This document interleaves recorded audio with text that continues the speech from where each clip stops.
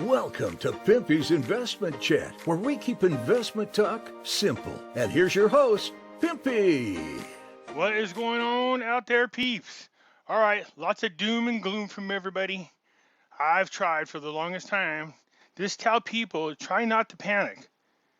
The suffering is happening everywhere, but it's not like people haven't been warned. Cryptocurrency people are losing their you-know-what. They lost a ton of money. Yeah, 78, 79% drop in Bitcoin. Cryptos overall are still over 65% loss in value. When I started doing videos like 2 years ago, I warned people that I felt like cryptocurrencies were being used as a way to deplete people from as much money as possible. Now, I'm not saying that's what's happening here. Until cryptocurrencies are totally dead, there's always some hope there, period. We started to see a slight little rebound. A little bit of money was coming back into cryptocurrencies, but understand that we are up against some really strong and powerful people. If you haven't figured it out yet, the markets are being manipulated. So why are they being manipulated?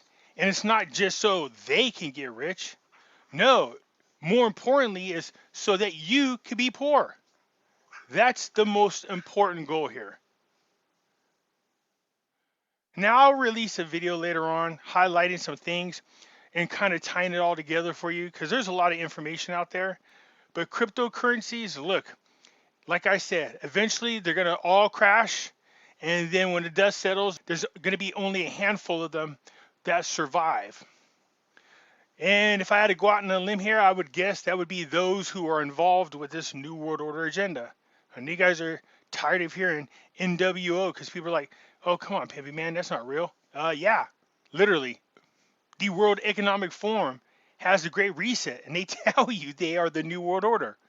So it's not like I'm making it up. How you heard Biden say we got to give in to the New World Order, that we're in a New World Order. We heard Janet Yellen say, you know, there's a problem with financing, but we have to give in to the New World financing.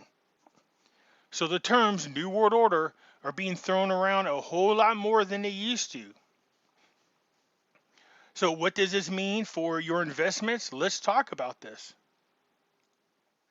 Before we get started, hit the thumbs up button. If you are not a subscriber, please do so, because when you do, it helps out the channel, and I certainly appreciate it. Right now, man, if you've not figured it out, gold and silver is the right place to be. I got people in the group trying to tease me or troll me. Yeah, I see that gold took a nice little hit today. But dude, we're talking about an 8% loss. 8% versus almost 80%. The stock market is almost, 34% loss? But it's not about that. I keep telling you, if you're looking at gold and silver value and dollar terms, don't get me wrong, of course that's important. But you hear me say this all the time. Freedom is priceless. And that's really what's on the line here. So when you go to buy your gold and silver, check out our friends over there at Money Metals Exchange. The link is down below in the description. If you are a first-time buyer and you spend more than $100, use promo code Pimpy, P-I-M-P-Y, and you will get a free half ounce of silver. Now, this is a little bit older, but it's interesting because what this person is saying is absolutely right. America is bankrupt. So is a lot of other countries. So what does that mean? We should be having what's known as a debt jubilee. If our own government can't pay their bills and they're asking for debt forgiveness, don't you think they should extend that courtesy to the citizens? After all, they created the problem that we're in. It says here by James Turk, technically the Federal Reserve is bankrupt because losses are 9.4 times its $35 billion of capital. Our own government is bankrupt. The Federal Reserve is bankrupt. All they're trying to do right now is just save their own assets and line themselves up to deal with whatever is coming. You should be doing the same. That's why gold and silver is important. So you can see over the last month, not a lot of action going on. I mean, don't get me wrong. What are we looking at?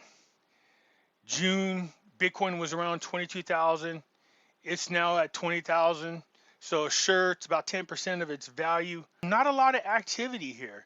I mean, you see it go up and down, and it tends to stay in the general area. But sometime around in June 5th, it took a big old drop again, stopped on the 17th, and it's been pretty level ever since. So what's that old saying? What goes with Bitcoin goes for all. But that's pretty much right. There are some outliers. That's fine. I get that. Let's take a look at cryptos real quick. Bitcoin's at 20,313. Ethereum is at $1,143. You have XRP at 32 cents. Cardano sitting at 45 cents. Solana is at $35.79. You notice that those three in a row are all part of the New World Order coin set that continue to stay in the top 25 as far as market cap is concerned. You got Dogecoin still sitting around 6 cents. You got Polkadot sitting around $6.87. Shiba still sitting at 4010. Polygon is at 51 cents. So for the most part, everything seems to be pretty much stagnant. It doesn't go up too high, it doesn't go down too low. Boring, which is actually what you want. At least you're not losing any more money at the moment. But boy, it'd be nice if you started gaining. The new Satama sitting at 2029. It has a 2% loss over the last 24 hours. If I take a look over the week, it's had some serious ups and downs. But for the most part, Satama seems to be level. It doesn't go down too much. It doesn't go up too much, although there's some spikes. It really starts to look like something promising is happening. But what it is, you got a lot of these wells just dump when it gets up to a certain point. I think a lot of people are starting to be frustrated with just cryptos in general. So any chance they get to just grab some type of profit or minimize their loss, they're just going to bail. The Russian ruble, whoa, what happened? Took a little bit of a smackdown. You got 0.016, and they at one time was at 0.019, at least on June the 29th. Does this mean all of a sudden the ruble's collapsing? No, that's not what's happening. It's the same BS that we go through. Look at this. Fortress ruble falls as risk-off mood grips Russian currency. Nope. Nope. Manipulation as usual. It says investors rush into the safety of the U.S. dollar was so strong on Tuesday that it even filled the indefatigable ruble. It says the Russian currency plummeted the most in 4 months, pulling back from a rally that's confounded traders and politicians alike since the early days of the Russian war on Ukraine. The currency dropped as much as 11% to 62.3 per dollar amid broad strength in the greenbacks that also saw the euro plunge to a 2-decade low. So that, the euro, I was telling you about that. The euro is crashing. Look at currencies around the world are crashing. Right now, you got 17 countries on the verge of defaulting on all their debt. Once that starts happening, you can expect a chain reaction. So the dollar is not stronger. They just make it look stronger. It's just BS. I'd rather have gold than I would the fiat dollars. As a matter of fact, like I said, I don't even really have cash. Only when it's time to pay my bills, and that is it.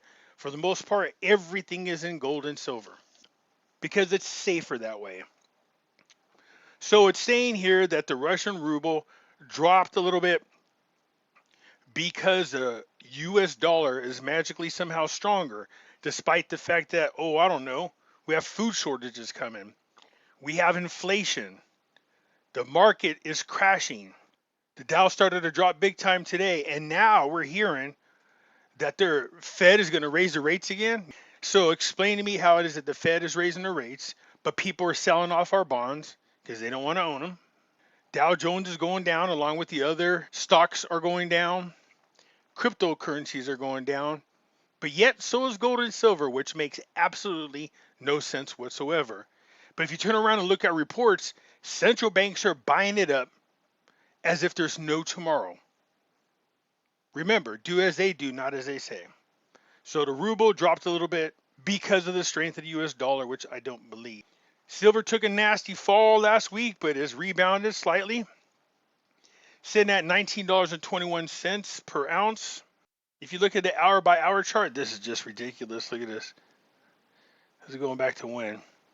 This is April the 17th when silver is at $25. Now it's sitting at $19.21. So here we are on the 5th of July. It was at $20.18. Took a nasty tumble, but starting to rebound. This is what the paper market is telling us gold and silver is worth. That's not its true value.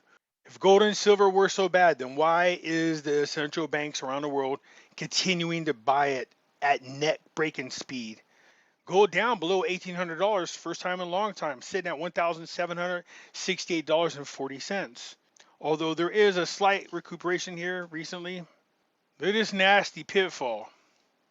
Sitting up here at 1804, drops all the way down here to 1765. Ridiculous. Oh, I know it's the strength of the US dollar. Even in the hour by hour chart, look how obvious this drop is. I mean, almost like if it just fell off a cliff. People, do not panic when it comes to precious metals. There's a difference. When you physically own it and you have it in your possession, no worries. It's not like other investments out there. Gold sitting at $1,768. There is a lot of turmoil inside cryptocurrencies ever since what happened to Luna. These companies are realizing that crap that they've been getting away with as far as having low amounts of liquidity available, thinking that, hey, at any time, I'll be fine. Most of these companies, you found out, what they kept to protect them from a market crash was Bitcoin. Why would you do that? If Bitcoin crashes, then so does your security. So tons of these cryptocurrencies bought into Bitcoin and held it on their books. Wrong. What they should have did was hold on to gold and silver. One of the largest crypto miners sold most of its Bitcoin holdings as market turmoil leads to big pain for major companies. All in all, it says right here, it traded 7,202 Bitcoins for about that's so crazy to see, $167 million. Man, does that feel really, really low at the moment. I mean, I know it is, but that's just crazy. So 7,202 of its Bitcoins gone, and now holds 1,959 Bitcoin and 132 million in cash on its balance sheets. So you can see right here what they were doing. Proceeds from the Bitcoin sales were used for payments for ASIC servers, which are typically used to mine cryptocurrencies, investments in data center capacity, and scheduled repayment of debt, according to Core Scientific. So, they're just reinvesting the money back into the company as they should, and they're making sure that they are prepared liquidity-wise, just in case. Voyager Digital suspends deposits, withdrawals, blaming 3AC default. Yeah, I love how all of these exchanges are blaming this person or this company and that company for why it is when people start to panic and they want to get on the exchanges to sell their cryptos to protect themselves or to keep from more losses, you can't sign on or you can't make a trade. That happens all the time. If crypto start to see a large loss in value and it starts to drop, millions of people start rushing over to the exchanges, trying to sign in to sell their crypto just in case. And then you find out you can't even get on there. Somebody needs to open up a class action suit against companies like Coinbase and other exchanges for all of the money lost because you could not sign in when a crash was happening. Like I said, if the dust settles, you might see a handful of cryptocurrencies left over and a handful of exchanges, not all of them out there like we see them. But these crashes serve a purpose. One, it gives governments around the world an excuse to regulate it more and more and be more and more control of what happens to cryptocurrencies. And two, crashing the cryptocurrencies allows those whales who want to jump in and try to get a ride on the upside after everybody panicked and sold their cryptocurrencies. So you can see right here, it says on July 1st, Voyager Digital announced that it suspended trading, deposits, withdrawals, and loyalty rewards effective at 2 o'clock EDT time. It has become the latest major crypto firm to suffer due to extreme market conditions. You see, if you crash your cryptocurrencies, then you have an excuse like the government does to say, hey, why don't you put your money in something more trusted, like a central bank digital currency? That's why I keep saying I can't help but feel like cryptocurrencies were just used to do exactly what these people wanted. Deplete as many people from their money as much as possible, and also as an excuse to regulate and an excuse to push people into central bank digital currency. So you have Stefan here, as the CEO of the crypto lending company, said that it is a tremendously difficult decision, but we believe it is the right one given current market conditions. He added that the move gives the firm additional time to continue exploring strategic alternatives with various interested parties while preserving the platform's value. Why don't you try securing your holdings with gold and silver? So here we go, another platform taking the smackdown and keeping their own customers from doing what they want with their own money. You can't withdraw. You can't make deposits. You can't do what you want to do with your own money. Basically is what it comes down to. Now this article is a little bit older, but look at crypto liquidity troubles are spreading across platforms. A broad-based sell-off in digital assets and the collapse of high-profile tokens, Terra and Luna, have caused ripple effects across the crypto industry. A wave of liquidation triggered fear of contagion risk. Major lenders Celsius Network and Bibble Finance have frozen withdrawals. If you needed to in an emergency to get your cryptos sold, traded, or you wanted to buy some, that they freeze your accounts. With my gold and silver holdings, somebody came over and they wanted to freeze my withdrawals or holdings or anything else. Yeah, I can't do it, you see, because I physically own and control my gold and silver. Now, I had a debate about this article, and I'll get some inputs from you guys. India's Coin DCX says it's restricted crypto withdrawals. Now, I do see the point the other person was making. This is great, Pimpy, this is great. Why? It's to protect the cryptocurrency or the platform from collapsing by limiting the amount of money you can withdraw. That's good if you are the cryptocurrency company or you're the exchange company, but as an investor, it doesn't benefit you at all. So what happens if my crypto is worth $1 million? All of a sudden it starts dropping down and I now only have 800,000 because I lost 200,000 and I panic. And I want to sell all my cryptocurrencies because I'm afraid this crash is going to keep happening.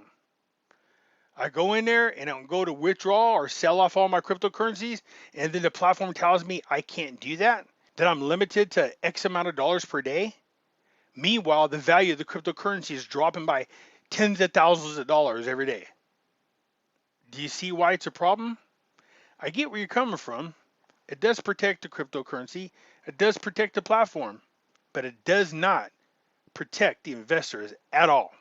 It says here, there's a large compliance requirement due to evolving regulatory needs resulting in increased scrutiny.